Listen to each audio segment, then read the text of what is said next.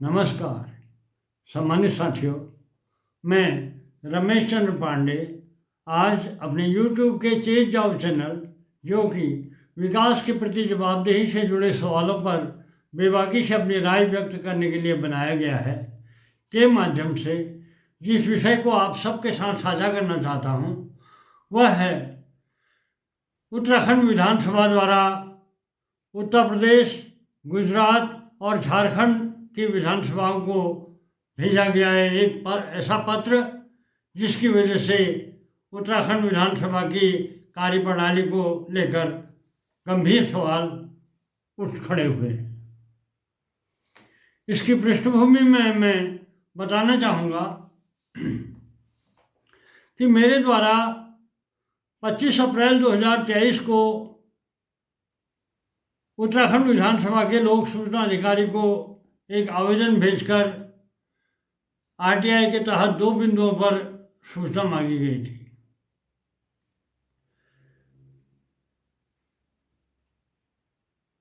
उस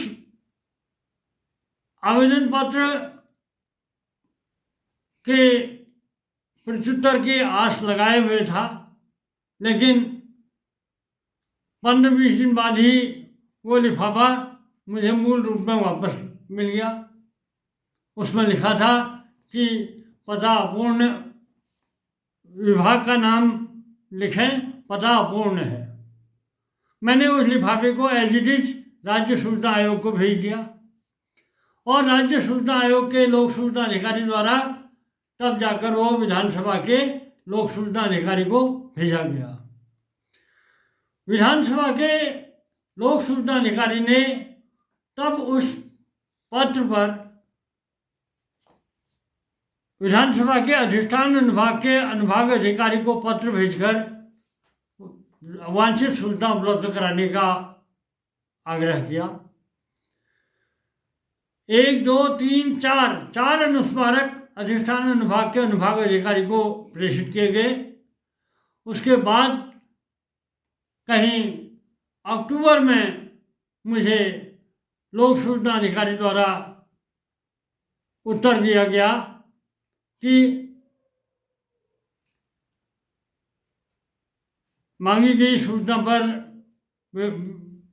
अध्यक्ष वेतन विसंगति समिति द्वारा कार्यवाही गतिमान है और कार्यवाही पूर्ण होने उपरांत सूचना उपलब्ध कराई जाएगी। उसके बाद अपीलीय अधिकारी से के सम्मुख अपील की, वहाँ से भी गोलमोल जवाब दिया गया। लगातार टाल मटोल की गई। 11 माह तक उस सूचना 2 बिंदुओं पर मांगी गई सूचना को टाल मटोल की जाती रही और उसके बाद जब मेरे द्वारा इसके विरुद्ध, टाल मटोल के विरुद्ध राज्य सूचना आयोग में द्वितीय अपील की गई और राज्य सूचना आयोग द्वारा मेरी उस द्वितीय अपील पर 15 मार्च की सुनवाई के लिए 15 मार्च की तिथि निर्धारित करते हुए नोटिस जारी किया। तो 11 माह बाद लोक सूचना अधिकारी द्वारा उस निर्धारित सुनवाई के लिए निर्धारित 15 मार्च 2024 की तिथि से के 4 दिन पहले इन 2 बिंदुओं पर मांगी गई सूचना रजिस्टर्ड ढंग से मुझे भेज दी गई और सुनवाई के समय आयोग के सम्मुख बता दिया गया कि इन 2 बिंदुओं पर मांगी गई सूचना रजिस्टर्ड ढंग से भेज दी गई है।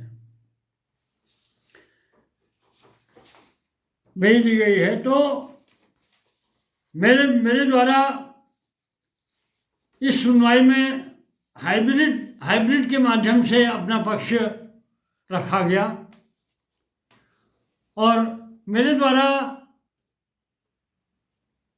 कहा गया कि अगर ये सूचना से अगर मैं संतुष्ट नहीं हुआ तो मुझे शिकायत का अवसर दिया जाए। तो इस पर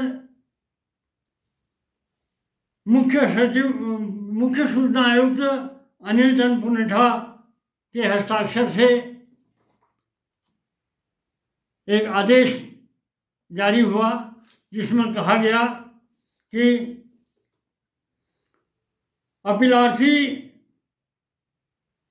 को अगले 3-4 दिन में रजिस्टर्ड ढंग से भेजी गई सूचना प्राप्त हो जाएगी। अपीलार्थी इन सूचनाओं का अध्ययन कर ले, जिसके उपरांत यदि वे संतुष्ट हो जाते हैं तो ठीक है, संतुष्ट न होने की दशा में वे आयोग के समक्ष धारा 18 के अंतर्गत शिकायत करने हेतु स्वतंत्र होंगे। इस सुनवाई के बाद आयोग के स्तर से जारी यह आदेश मुझे प्राप्त हुआ और सुनवाई के बाद लोक सूचना अधिकारी के द्वारा जो सूचना ढंग से भेजी गई थी वो भी मुझे मिल गई। मेरे द्वारा वो सूचना का अध्ययन किया गया और उस सूचना से संतुष्ट नहीं होने पर आज 9 अप्रैल को लोक सूचना आयोग को मेल के द्वारा पत्र भेजकर धारा 18 के तहत शिकायती पत्र भेज दिया है, क्योंकि जो सूचना 11 माह बाद वो सूचना मिली भी तो वो भी अपूर्ण हो, उस मेरे द्वारा अपूर्ण इसलिए कि बिंदु संख्या मेरे द्वारा जो 2 बिंदुओं पर सूचना मांगी गई थी उसका उल्लेख करना चाहूँगा। बिंदु संख्या 1 में मेरे द्वारा मांगा गया था, क्या उत्तराखंड विधानसभा सचिवालय के कर्मचारियों एवं अधिकारियों के विभागीय ढांचा ऑब्लिक वेतनमान के संदर्भ में समिति का गठन किया गया है? यदि हाँ तो समिति के अध्यक्ष का नाम एवं समिति के सदस्यों के नाम। ये तो उत्तर इसमें प्रत्युत्तर दिया गया।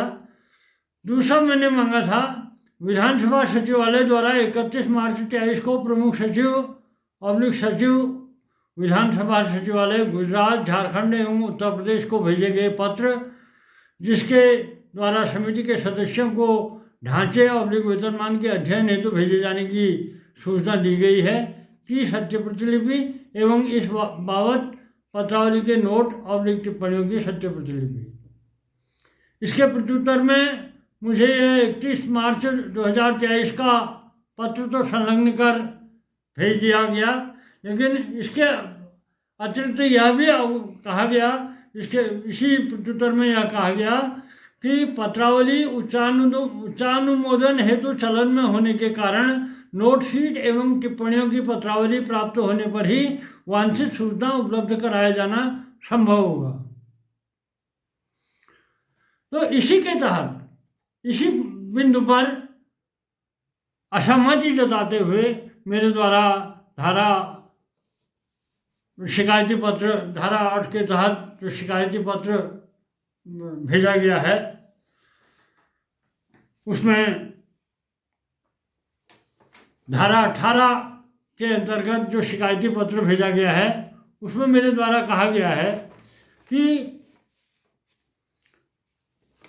यह पत्र जो पत्र मुझे जिस पत्र की 31 मार्च 2023 के जिस पत्र की प्रमाणित प्रति मुझे उपलब्ध कराई गई है उसे प्रमाणित करते समय लोक सूचना अधिकारी द्वारा मूल पत्र को देखकर ही प्रमाणित किया गया होगा और मूल पत्र जिस पत्रावली में होगा उसी पत्रावली में नोटशीट और टिप्पणियाँ भी होंगी। स्वाभाविक सी बात है, ऑफिस की जो प्रक्रिया होती है। लेकिन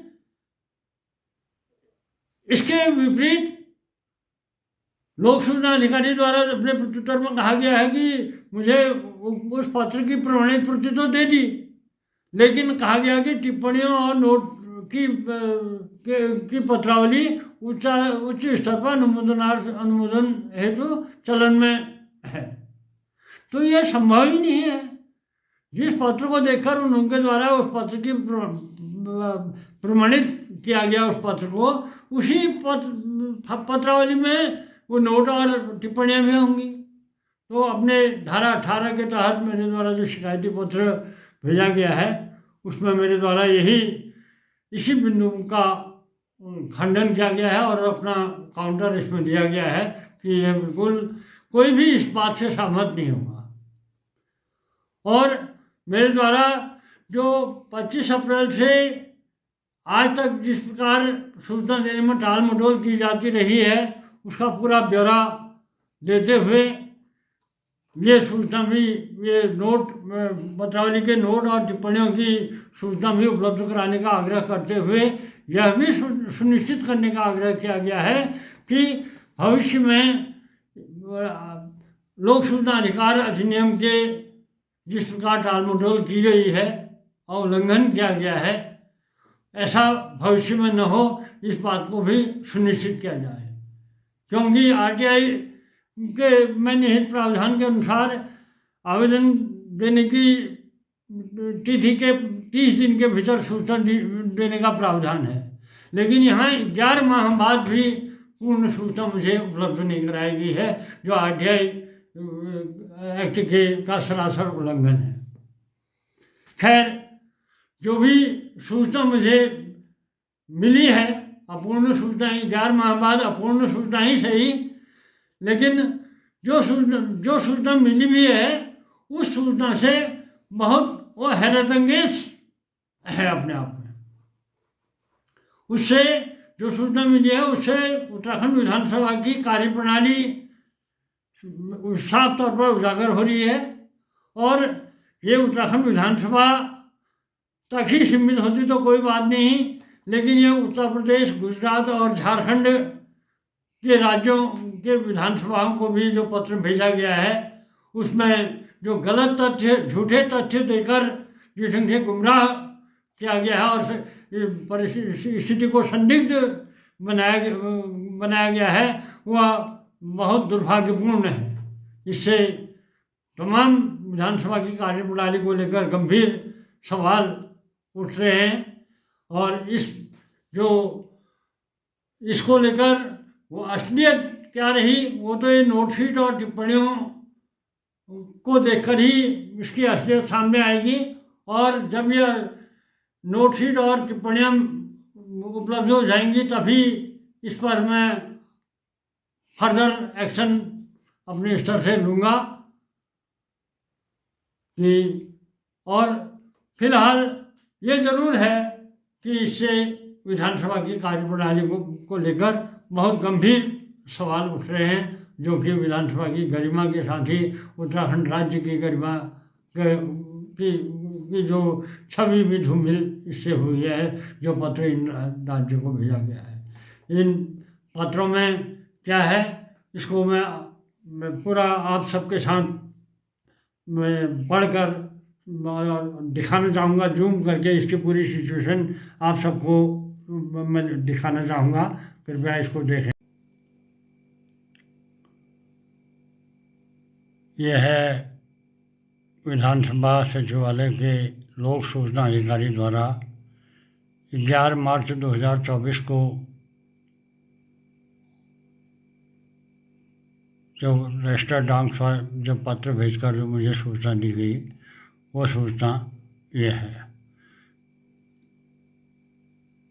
बिंदु संख्या 1 है, क्या उत्तराखंड विधानसभा सचिवालय के कर्मचारियों एवं अधिकारियों के विभागीय ढांचा ऑब्लिक वेतनमान के संदर्भ में समिति का गठन किया गया है? यदि हाँ तो समिति के अध्यक्ष का नाम एवं समिति के सदस्यों के नाम। इसमें उत्तर दिया गया है कि सूचना के संबंध में अवगत कराना है कि उत्तराखंड विधानसभा सचिवालय के कर्मचारियों एवं अधिकारियों के विभागीय ढांचा ऑब्लिक वेतनमान के संबंध में समिति का गठन नहीं किया गया है। ये गौर करने वाली बात है के संबंध में समिति का गठन नहीं किया गया है, अपितु उत्तराखंड शासन में गठित वेतन विसंगति समिति उत्तराखंड द्वारा विधानसभा सचिवालय में विभागीय ढांचे का परीक्षण किया जा रहा है। उक्त समिति के अध्यक्ष श्री शत्रुघ्न सिंह सेवानिवृत्त IAS हैं तथा श्री MC जोशी सेवानिवृत्त सचिव वित्त, श्री गंगा प्रसाद अपर सचिव वित्त, श्री अरुणेन सिंह चौहान अपर सचिव वित्त एवं श्रीमती अमिता जोशी अपर सचिव वित्त सदस्य हैं। अब बिंदु संख्या 2 है, विधानसभा सचिवालय द्वारा 31 मार्च 23 को प्रमुख सचिव सचिव विधानसभा सचिवालय गुजरात, झारखंड एवं उत्तर प्रदेश को भेजे गए पत्र, जिसके द्वारा समिति के सदस्यों को ढांचे और वेतनमान के अध्ययन हेतु भेजे जाने की सूचना दी गई है कि सत्य प्रतिलिपि एवं इस बाबत पत्रावली के नोट टिप्पणियों की सत्य प्रतिलिपि। इस बारे में कहा गया है, उत्तर दिया गया है कि सूचना एक पृष्ठ में संलग्न है।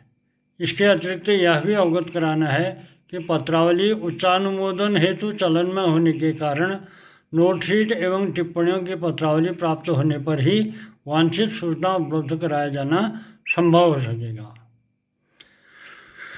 तो सामान्य साथियों, ये उत्तर दिया गया है। और जो पत्र संलग्न करके इसके हाथ मुझे दिया गया है, जिस पत्र की मुझे बहुत लंबे समय से इंतज़ार थी, जो कि विधानसभा सचिवालय के पूरी कार्यप्रणाली को उजागर करता है, यह है वह पत्र। बिंदु संख्या 2 की सूचना यह है, विधानसभा भवन देहरादून, पत्र संख्या 14, विधानसभा 747 अधिष्ठान और 31/3/23। प्रेषक हैं प्रभारी सचिव विधानसभा सचिवालय उत्तराखंड देहरादून। सेवा में सचिव प्रमुख सचिव विधानसभा सचिवालय गुजरात, झारखंड, उत्तर प्रदेश। आप इसको गौर से पढ़ें, इस पत्र को मैं इसको जूम किया हूँ। महोदय, मुझे आपसे यह अनुरोध करने की अपेक्षा की गई है कि माननीय अध्यक्ष, गौर करने वाली बात है, मुझे आपसे यह अनुरोध करने की अपेक्षा की गई है कि माननीय अध्यक्ष उत्तराखंड विधानसभा द्वारा इस सचिवालय के कर्मचारियों एवं अधिकारियों के विभागीय ढांचा और वेतनमान के संदर्भ में एक समिति का गठन किया गया है। जबकि इसी के क्रम में यहीं पर इस पत्र को गौर कर लें, जो पूछा गया था कि उत्तराखंड विधान समिति का गठन किया गया है, तो इसमें उत्तर दिया था कि वेतनमान विभागीय ढांचा और वेतनमान के संबंध में समिति का गठन नहीं किया गया है। ये लोक सूचना अधिकारी का प्रत्युत्तर है।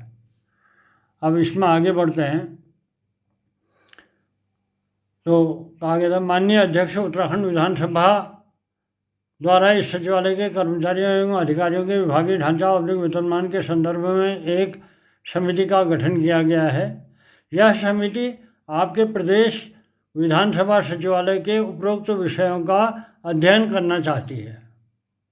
अतः आपसे अनुरोध है कि निम्नलिखित तिथियों में अपने सचिवालय में उक्त समिति की बैठक हेतु संबंधित अधिकारियों को निर्देशित करने का कष्ट करें। जो समिति के सदस्य गए, उनका प्रोग्राम दिया गया है। विधानसभा सचिवालय गांधीनगर 3 अप्रैल 2023, विधानसभा सचिवालय रांची 5 अप्रैल 2023, विधानसभा सचिवालय लखनऊ 6 अप्रैल 2023। उपरोक्त विषय के संबंध में यह भी अवगत कराना है कि उक्त समिति के प्रवास की व्यवस्था समिति द्वारा अपने स्तर से की जाएगी। समिति के सदस्यों के नाम हैं, पहला है श्री अरुणेन्द्र सिंह चौहान, अपर सचिव वित्त उत्तराखंड शासन। दूसरा है श्री गंगा प्रसाद, अपर सचिव वित्त उत्तराखंड शासन। तीसरा है श्री भगवत सिंह, वित्त अधिकारी उत्तराखंड शासन। चौथे हैं श्री मयंक सिंघल, वरिष्ठ प्रोटोकॉल अधिकारी विधानसभा। और ये हस्ताक्षर हैं हेमचंद पंथ, प्रभारी सचिव। और इसके प्रमाणित की गई है लोक सूचना अधिकारी विधानसभा सचिवालय द्वारा यह प्रमाणित प्रति मुझे भेजी गई है। अब ये दोनों पत्र ये हैं सम्मानित साथियों। अब गौर करने वाली बात है, इसमें तो ये जो समिति के सदस्यों के नाम दिए गए हैं तीनों राज्यों को, उनमें 4 सदस्य हैं। और लोक सूचना अधिकारी द्वारा जो समिति के जिन सदस्यों का नाम बताया है उसमें से 2 ही नाम हैं, अरुणेन्द्र सिंह चौहान और गंगा प्रसाद अपर सचिव वित्त उत्तराखंड शासन। दोनों नाम लोक सूचना अधिकारी ने भी दिए हैं और ये प्रभारी सचिव द्वारा भी इन तीनों राज्यों के विधानसभाओं को ये नाम भेजे गए हैं। इसके अतिरिक्त जो 4 अन्य 2 नाम हैं, श्री भगवत सिंह वित्त अधिकारी उत्तराखंड शासन और श्री मयंक सिंघल वरिष्ठ प्रोटोकॉल अधिकारी विधानसभा, इनके नाम लोक सूचना अधिकारी द्वारा दिए गए सदस्यों के नामों में से ये 2 नाम भिन्न हैं। तो अब ये कितनी बड़ी बात इसमें सामने आ गई। ये लोक सूचना अधिकारी का पत्र है और ये है प्रभारी सचिव, उत्तराखंड सचिवालय के प्रभारी सचिव का पत्र, जो तीनों राज्यों के विधानसभा के सचिव और प्रमुख सचिवों को भेजा गया है। लोक सूचना अधिकारी कह रहे हैं कि विधानसभा के कर्मचारियों एवं अधिकारियों के विभागीय ढांचा एवं वेतनमान के संबंध में समिति का गठन नहीं किया गया है। और जो ये प्रभारी सचिव जो इन तीनों राज्यों के सचिव और प्रमुख सचिवों को, विधानसभा के सचिव और प्रमुख सचिवों को भेजे पत्र में कह रहे हैं कि माननीय अध्यक्ष उत्तराखंड विधानसभा द्वारा इस सचिवालय के कर्मचारियों अधिकारियों के विभागीय ढांचा और वेतनमान के संदर्भ में एक समिति का गठन किया गया है। तो ये बहुत गंभीर बात है कि इस ढंग की जो झूठे तथ्य देकर इन तीनों राज्यों के विधानसभाओं को ये पत्र झूठे और गलत तथ्य देकर जिस ढंग से गुमराह किया गया है और उनको वहाँ पर प्रोटोकॉल पे दिया गया। बैठक में भी जो भी हुआ, इसकी सच्चाई तो अब तब सामने आएगी जब इसका ये उत्तर आएगा, इसकी नोटशीट और टिप्पणियों के मिलेंगी। अब इसमें साहब ये इसका जो उत्तर दिया है ये भी इसके पीछे एक टाल मटोल या एक बहुत गहरी इसके पीछे एक सच्चाई होती, एक और बड़ा झूठ होगा जिसे छुपाने के लिए कहा जा रहा है कि नोटशीट और टिप्पणियों को देने के लिए कहा जा रहा है कि पत्रावली उच्चानुमोदन हेतु चलन में होने के कारण नोटशीट एवं टिप्पणियों की पत्रावली प्राप्त होने पर ही वांछित सूचना दी जाएगी। क्योंकि ये पत्र को आप गौर कीजिए, ये यहाँ पर अनुमोदित प्रमाणित प्रति है कर रखी है लोक सूचना अधिकारी द्वारा, और इस पत्र का पत्रांक ये साफ है, ये है। तो जिस पत्रावली में ये इसका मूल पत्र होगा उसी को देखकर ही तो लोक सूचना अधिकारी द्वारा इसको प्रमाणित किया गया होगा, और जिस पत्रावली में मूल पत्र होगा उसी में नोट और टिप्पणियाँ भी होंगी। तो निश्चित रूप से इसको लेकर बहुत गंभीर सवाल खड़े होते हैं पूरे मामले में। इसमें आगे जो भी डेवलपमेंट होगा उसे आप साझा करूँगा, और फिलहाल इसमें मुझे इंतज़ार है सूचना आयोग के स्तर से जो मेरे द्वारा धारा 18 के तहत जो शिकायती पत्र भेजा है उसके निस्तारण का इंतज़ार होगा, और जैसे वो निस्तारण होगा उसका तब असलियत भी सामने आएगी, और तभी इस पूरे मामले की जांच हेतु तो वह संबंधित जिम्मेदार पक्षों को पत्र भी लिखूंगा, और ज़रूरत पड़ी तो इसको लेकर न्यायालय की शरण में भी जाऊंगा। लेकिन इस बात का खुलासा करा के ही रहूँगा कि आखिर उत्तराखंड विधानसभा द्वारा ये गलत तथ्यों का उल्लेख करते हुए इन तीनों उत्तर प्रदेश, गुजरात और झारखंड के विधानसभा के सचिव और प्रमुख सचिवों को जो पत्र भेजा गया है उसमें ऐसा गलत तथ्य और झूठे तथ्य देकर क्यों गुमराह किया गया है और इसके पीछे क्या कारण था, इसका पर्दाफाश करा के रहेंगे। इसको लेकर पूरे प्रयास मेरे स्तर से जारी रहेंगे, और आगे इस पूरे मामले में जो भी कार्यवाही होगी उसे आप सबके साथ साझा करूँगा। और तब तक के लिए मैं आपसे आग्रह करता हूँ कि मेरे तेज जाओ चैनल को लाइक, सब्सक्राइब और शेयर करते रहें। धन्यवाद।